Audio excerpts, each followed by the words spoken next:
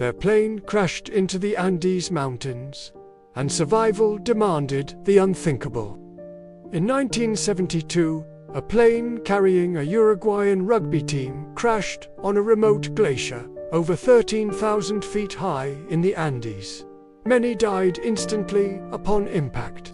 The survivors found themselves trapped in a desolate, frozen landscape with sub-zero temperatures, no proper shelter, and barely any supplies. The initial days were a blur of shock and disbelief.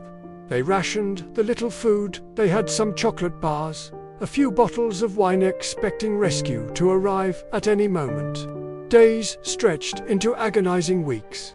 The last of their food was gone. Huddled around a small transistor radio, their only link to the outside world, they heard the devastating news. The search had been called off. The world had given up on them.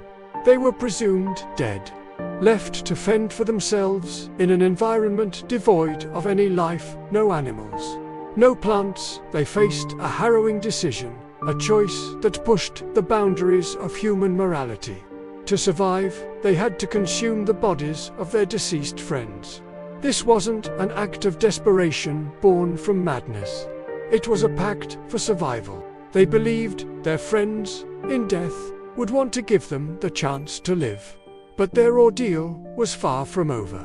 One night, a catastrophic avalanche swept down the mountain and buried the fuselage where they were sleeping, claiming more lives and plunging the survivors deeper into despair.